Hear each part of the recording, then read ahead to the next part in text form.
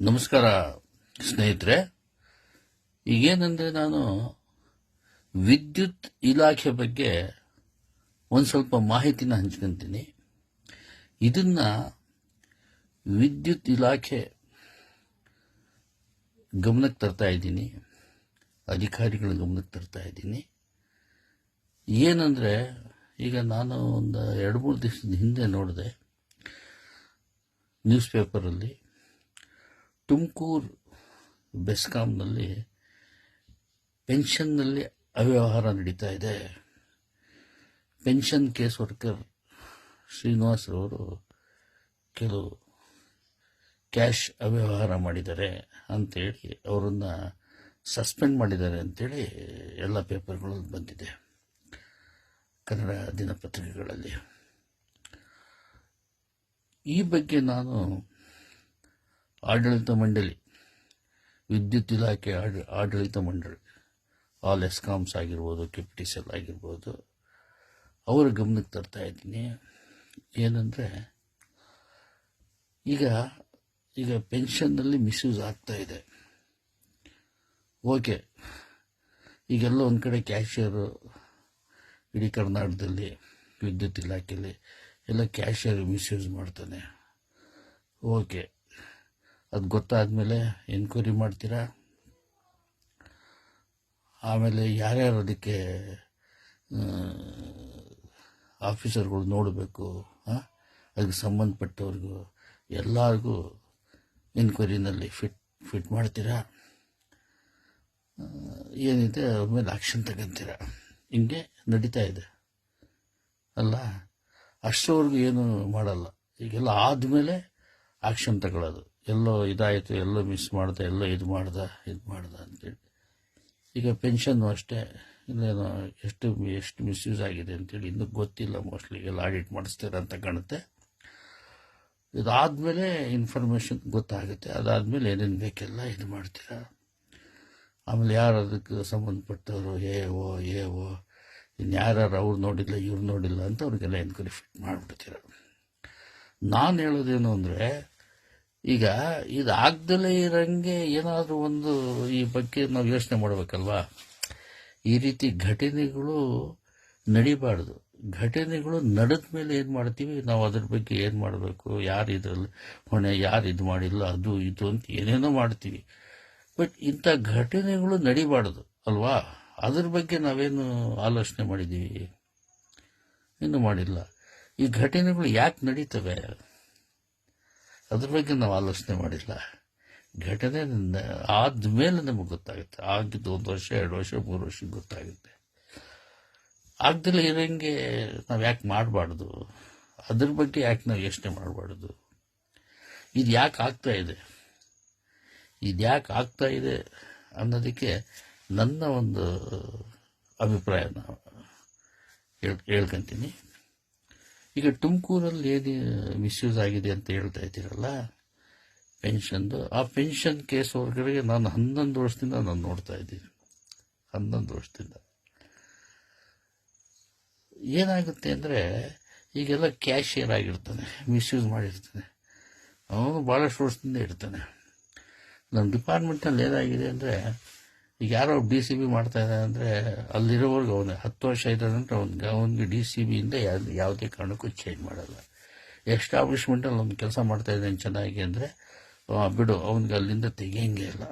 ಅವನು ಅಲ್ಲಿರೋವರೆಗೂ ತೆಗಿಯಲ್ಲ, ಯಾವುದು ಬೇರೆ ಇದೇ ಕೊಡಲ್ಲ ಖಾತೆ ಅವನಿಗೆ. 10 ವರ್ಷ 15 ವರ್ಷ ಕೆಲವು ಅಲ್ಲೇ ರಿಟೈರ್ಡ್ ಆಗಿಬಿಡ್ತಾರೆ ಒಂದೇ ಇದರಲ್ಲಿ. ನಾವು ಯಾಕೆ ಬ್ಯಾಂಕ್ ಟೈಪ್ ಮಾಡಬಾರ್ದು? ಎಲ್ಲ ಎಸ್ಕಾಮ್ಸ್ ಅಂಡ್ ಕೆಪಿಟಿಸಿಎಲ್ನಲ್ಲಿ ಬ್ಯಾಂಕ್ನಲ್ಲಿ ಏನಾಗುತ್ತೆ ಅಂದರೆ 6 months ಒನ್ಸ್ ಒಂದು ಟೇಬಲ್ ಚೇಂಜ್ ಆಗುತ್ತೆ. ನೀವು ನೋಡಿ ಬೇಕಾದ್ರೆ ಬ್ಯಾಂಕ್ ಹೋಗ್ತಾ ಇರಿ, 6 ತಿಂಗಳು ಒಂದು ಎಲ್ಲಿರ್ತಾನೆ, ಒಂದು 6 ತಿಂಗಳು ಕ್ಯಾಶಲ್ಲಿ ಇರ್ತಾನೆ, 6 ತಿಂಗಳು ಇನ್ನೊಂದು ಯಾವುದೋ ನೋಡ್ತಾನೆ, 6 ತಿಂಗಳು ಇನ್ನೊಂದು ಯಾವುದೋ ನೋಡ್ತಾನೆ. ಬಟ್ ನಮ್ಮಲ್ಲಿ ಅದಿಲ್ಲ.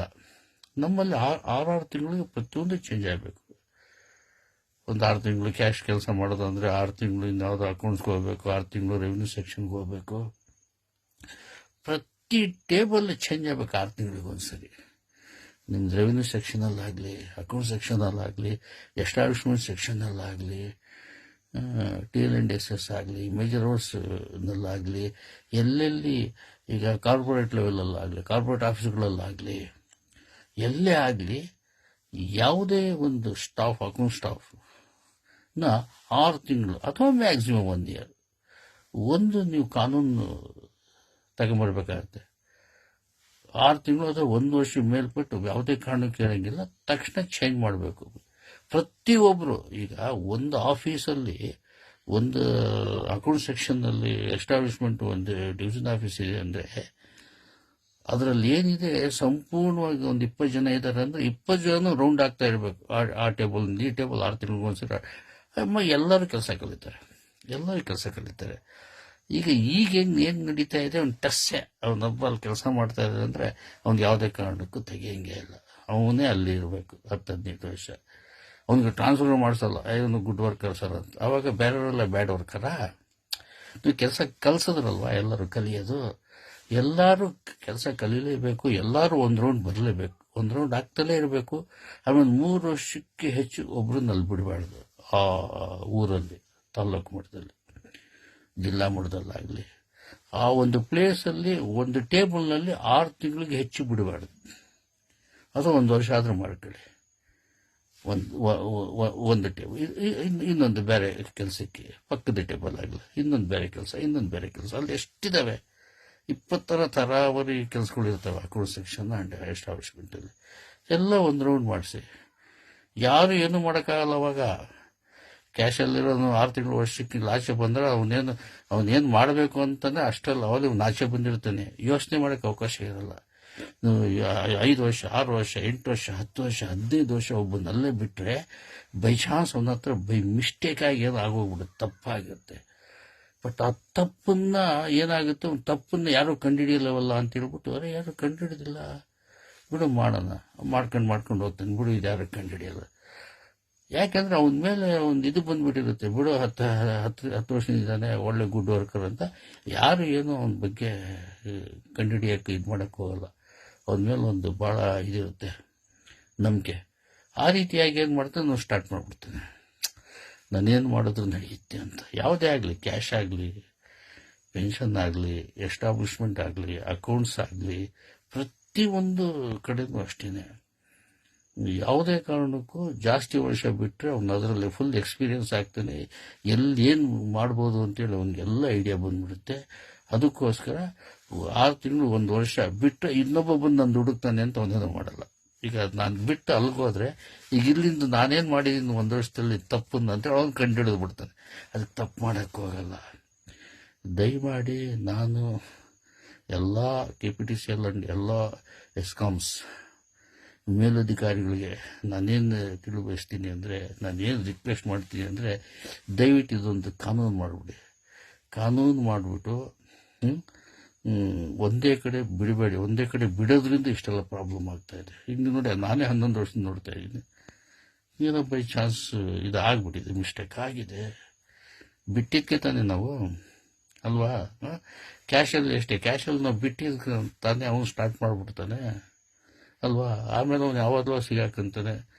ಆಮೇಲೆ ಎಲ್ಲ ಬಂದ್ಬಿಡ್ತಾರೆ. ತಗೋ, ನೀನು ನೋಡಲಿಲ್ಲ, ನೀನು ಆಡಿಟ್ ನೋಡಲಿಲ್ಲ, ನೀನು ಅಸಿಸ್ಟೆಂಟ್ ಅಕೌಂಟ್ಸ್ ಆಫೀಸರ್ ನೋಡಿಲ್ಲ, ನೀನು ಅಕೌಂಟ್ಸ್ ಆಫೀಸರ್ ನೋಡಿಲ್ಲ, ಎಲ್ಲರಿಗೂ ತಲೆಗೆ ಎನ್ಕ್ವೈರಿ ಫಿಟ್ ಮಾಡಿಬಿಡ್ತೀರ. ಅವ್ನು ಮಾಡೋ ಒಬ್ಬ ಮಾಡೋ ತಪ್ಪು ಕೆಲಸಕ್ಕೆ ಎಲ್ಲರೂ ಬಂದ್ಬಿಡ್ತಾರೆ ಬೀದಿಗೆ. ಎಲ್ಲರ ಮೇಲೆ ಆ್ಯಕ್ಷನ್ ಆಗಿ ಹೋಗ್ಬಿಡುತ್ತೆ. ಇದನ್ನು ನಾವು ಸ್ಟಾರ್ಟಿಂಗಲ್ಲೇ ಇದನ್ನು ಮಿಸ್ಟೇಕ್ನ ಸರಿ ಮಾಡ್ಕೊಬೋದಲ್ವಾ. 6 ತಿಂಗಳು 1 ವರ್ಷ ಅವ್ರ ಜಾಗದಲ್ಲಿ ಅವನಿಗೆ ಆದ ತಕ್ಷಣ ಅವ್ನಿಗೆ ಬೇರೆ ಕಡೆ ಹಾಕಬೇಕು, ಬೇರೆ ಟೇಬಲ್ಗೆ. ಅವಾಗ ಅವ್ನಿಗೇನು ಮಾಡೋಕ್ಕಾಗಲ್ಲ. ಮಾಡಿದರೆ ಸಿಗಾಕೊಂಡ್ಬಿಡ್ತಾನೆ. 6 ತಿಂಗಳು 1 ವರ್ಷದಲ್ಲಿ ಏನಾದ್ರು ಮಾಡಿದರೆ ಭಾಳ ಕಡಿಮೆ ಇರುತ್ತೆ ಅಮೌಂಟು. ನೀವು 5 ವರ್ಷ 10 ವರ್ಷ ಬಿಟ್ಟರೆ ಒಬ್ಬನಿಗೆ ಲಕ್ಷಾನುಗಟ್ಟಲೆ ಹೆವಿ ಮಿಸ್ಯೂಸ್ ಆಗಿಬಿಟ್ಟಿರುತ್ತೆ. ಅದಕ್ಕೋಸ್ಕರ ನಂದು ಒಂದು ಮನವಿ, 6 ತಿಂಗಳು ಅಥವಾ ಮ್ಯಾಕ್ಸಿಮಮ್ 1 ಇಯರ್ ಅದಕ್ಕೊಂದು ಪಕ್ಕ ಕಾನೂನು ತಂದುಬಿಡಿ. ಇದೆಲ್ಲ ಅವಾಯ್ಡ್ ಮಾಡ್ಬೋದು. ನಮಸ್ಕಾರ. S H Babu, Tumakuru.